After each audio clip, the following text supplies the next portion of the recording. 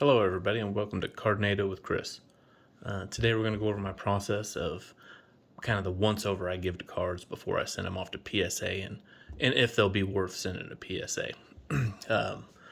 My personal strategy is I don't want to send anything in that isn't going to be a 9. And obviously I want 10s, but for pricing purposes, I always go off of PSA 9s. When I submit the form on PSA, that's the price point I use. So with these particular ones, I would be sending them in either at a bulk price, which is $18 right now, or a special price, which is the $15 per card. So that's what I'm building in there. Anyways, the threshold you have for card value after it's graded is $199. So, but I'm using that as a PSA value. So, for instance, this Ronald Acuna, if it comes in at a PSA 9, this was a year ago much more valuable, but now a PSA 9 probably comes in somewhere in the neighborhood of $30. So, is it worth this card that I got from a bulk buy that I've already made my money back on? So I could sell this raw for maybe $5 to $10. So if you use that $10 plus the $15, that's $25. The 9, I'll break even. So that's what minimum threshold I'm using here. I look to break even with 9s. It comes back at 10. That card is probably somewhere between that. You could sell it fairly easy, $65 to $75, most likely. So that's kind of the bare minimum I look for. And plus, you can't have a card, that is worth $300 as a PSA 10, and send it in there, and they will charge you back for the price up, the economy most likely, which will be $30. Not a bad thing. You don't mind, it's not ideal, but you don't mind the charge ups because that means the card graded higher than you expected, and it's more valuable than when you first sent it in because this process could take 2-3 months. So card values could change in that time. So some of the tools I use, it's this kit I have from Passive Paradise, and it's a centering tool. Hard to see, it's clear. Once I put it on cards, you'll see it a little clearer. And this comes with it, and it just gives you the percentages. So there's little lines here. Let's see if I can do it this way. So there's little lines, 2, 4. They're even, but the solid marks are the odds, and that allows you to put up, the cards in these corners and determine if it's centered. Very easy process. This is a little loop. As you can see, very, very cheap little kit, easy way to get started. I'm going to put a link down in the description from eBay if you're interested in getting started in this process. But we'll kind of look. I got some different types. This Acuna, no borders. Probably should have done something different than 2 Donruss, but I thought these were good examples, as we'll see with this first one here. Okay. Pretty much lined up there, and if you can see, that looks to be 5 on the left, but if you go over here, that is 3 on the right. So 3, 5, that's not great. You just bring this tool over here. So let's look at 3, 5. All right, or 5, 3, I guess. That's 63.37. You have a bit of some wiggle room. It doesn't have to be identical, although I try to get the ones that I send in identical. But your threshold's 55.45. So that, right off the bat, that's one I'm not grading. So, I'll list that on there. People still desire raw cards.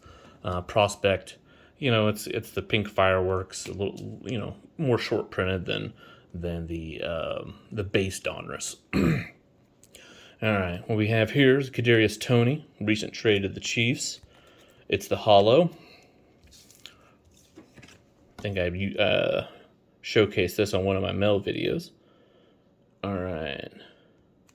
Make sure we got that lined up. And as we see, we're at a 3 at the top. Just right at a 3 at the bottom.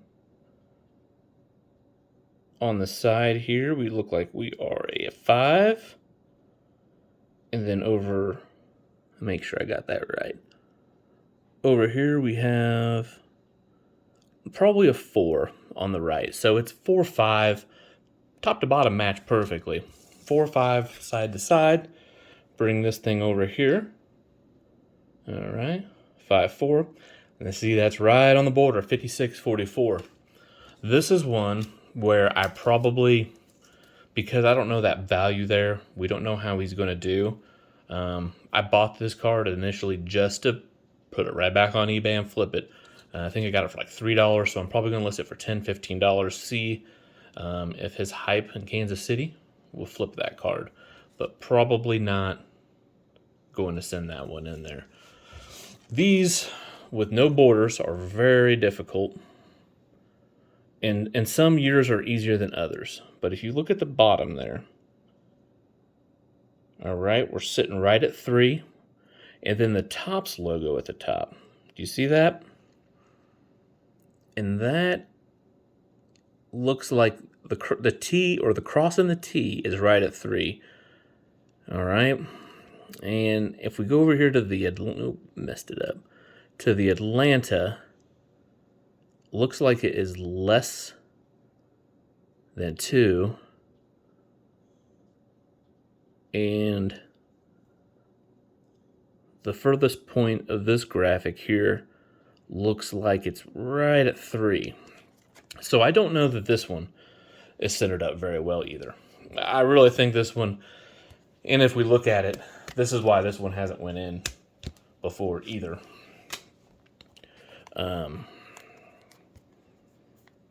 Get it out. If I can get that to zoom in. Corners. Well, that's not really wanting to cooperate now, is it? But the corner, you can see right there. That's a little dinged up. This is probably a 9. So, or 8, possibly even too. In this loop here, what I like to do, and you're not going to be able to really get a good glimpse of it, but I like to rotate it. I'm looking for any kind of print lines, indentations.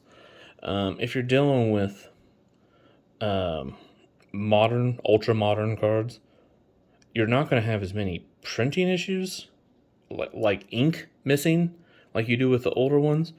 But the print lines, indentations, dimples, that type of stuff is still there, and you have to look at that.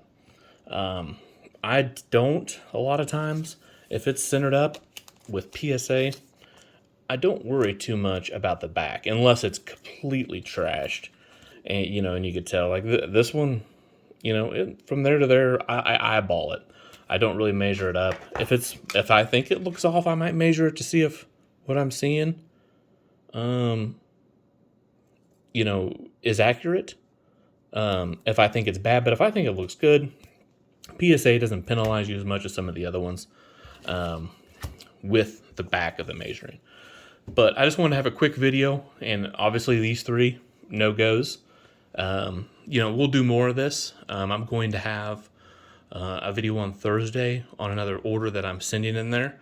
But I wanted to kind of have some examples of, how the centering tool works and what to look for. And had these passed, if, this Kadarius Toney was the closest one. Had that had passed, I'd really get it out, inspect it. I'd clean up, I'd check out the edges. And when I do that, that submission video, I'll see if I can find a few, because one of the common things with the edges is it's not a clean cut. There's a little debris there.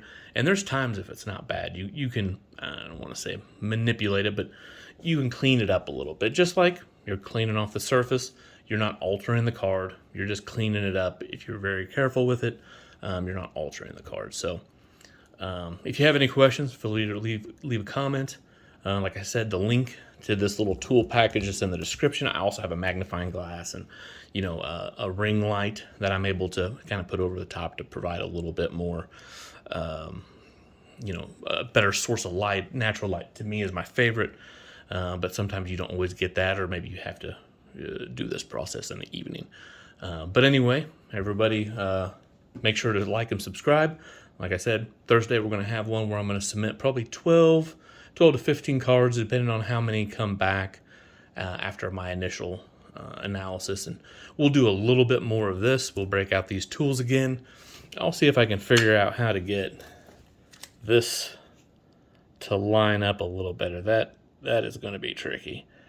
It's great if you hold it up to your eye. You can really see. It's better than a magnifying glass.